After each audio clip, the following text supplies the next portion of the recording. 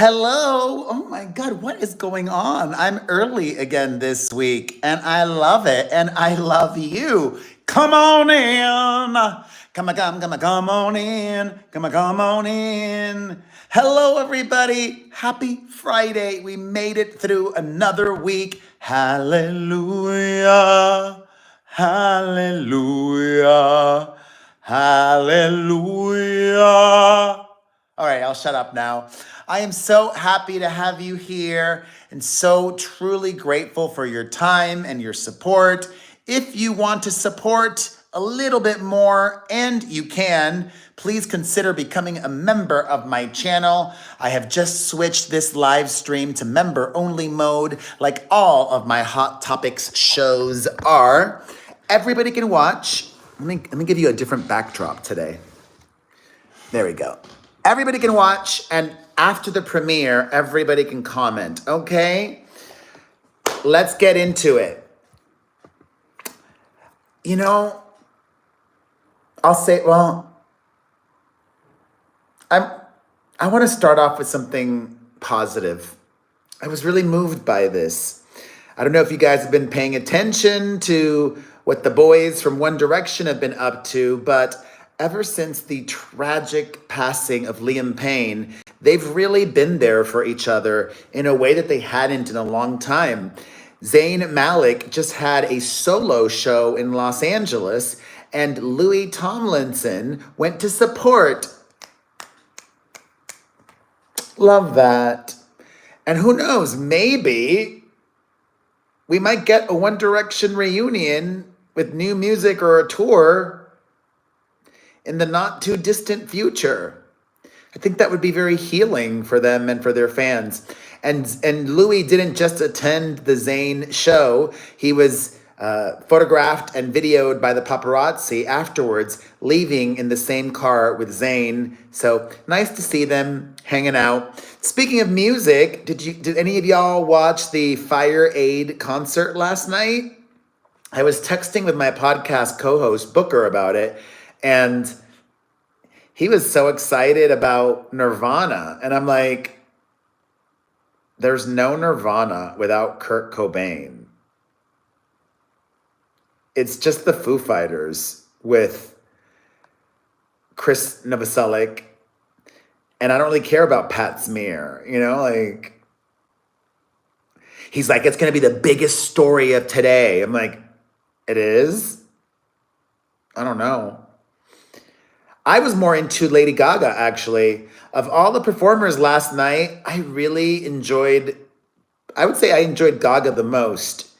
And she debuted a brand new song, which I really liked, but maybe because it was done, in a stripped back way. I don't know how it's going to be produced on her new album, but it was a really beautiful, pretty song. And congratulations to everybody involved, helping raise money for recovery in Los Angeles, my home of 20 years, even though now I'm in Las Vegas. And usually this would be a very celebratory weekend. It's Grammy weekend. Oh, thank you, Inky. Gorgeous.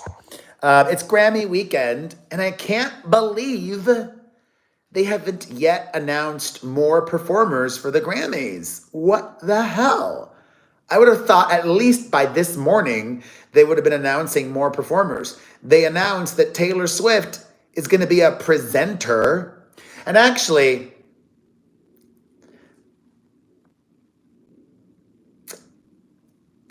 look at me. I'm about to be critical of Taylor Swift. Thank you, Vanessa.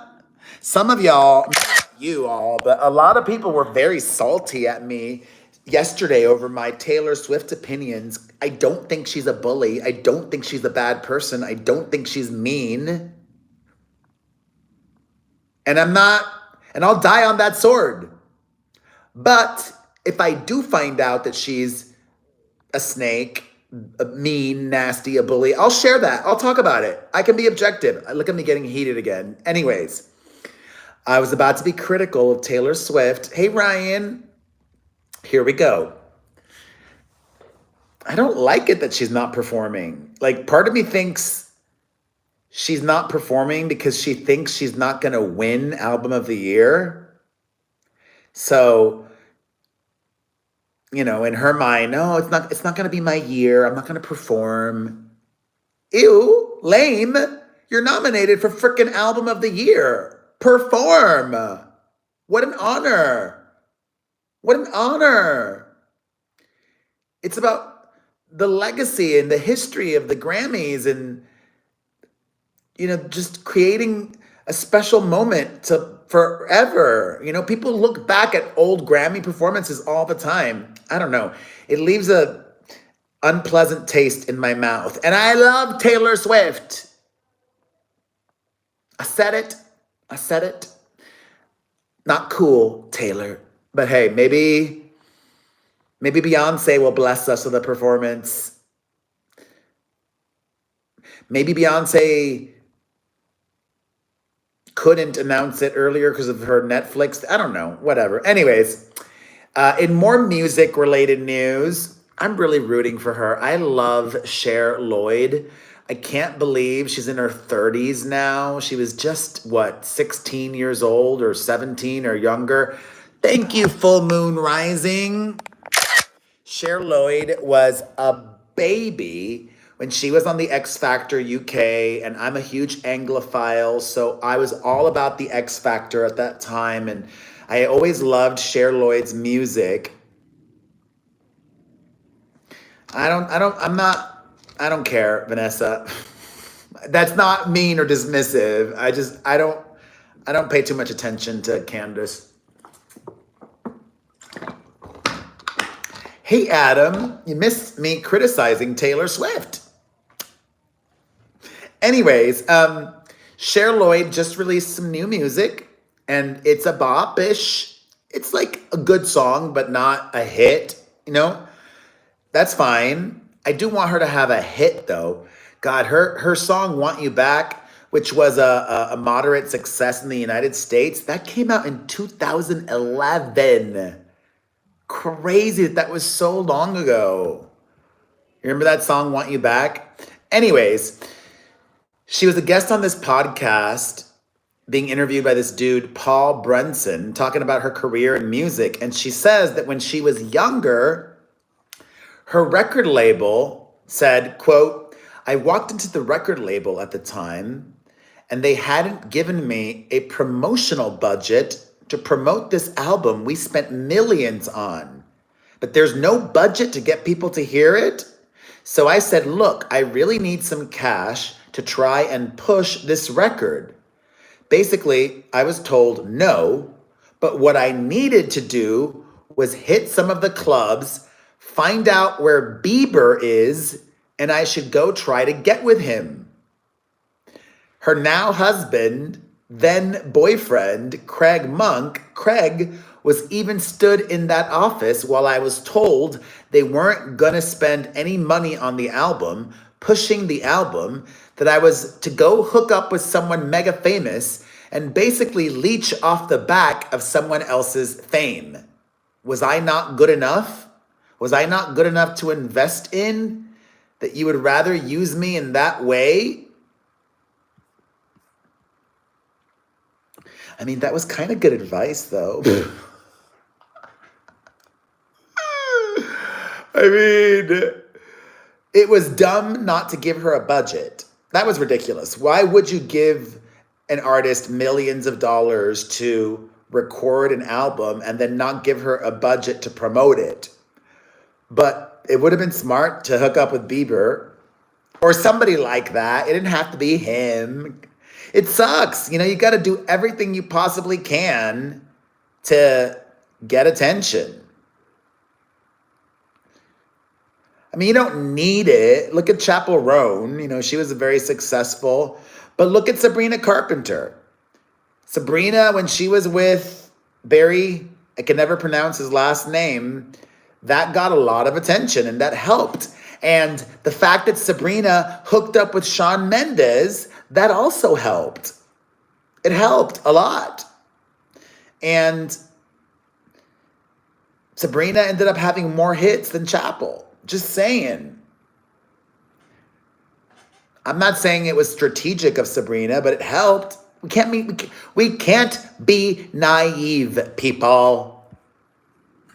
All right, on to some really exciting news after this. But first, the headline of this video, she canceled herself. Janet, you legend. Appreciate you so much, Janet. Have you guys been following the drama with Carla Sofia Gascon?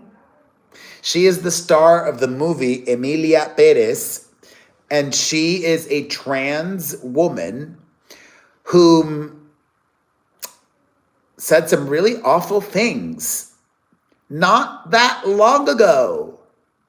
Here's the wild thing. This woman was really active on Twitter during the beginning of the pandemic, and she tweeted racist things. The list is long of awful tweets. And she just deleted her Twitter account. Janet! Thank you, Janet. Not only that, she was also she broke the Academy Award rules. Hey, Leah, she was talking smack about one of the other nominees for Best Actress, that woman from Brazil. Drama.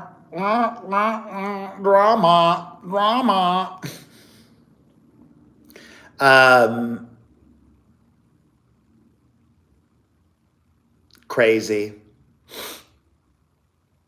I don't really care too much about her though. Like, who cares about Carla Sofia Gascon?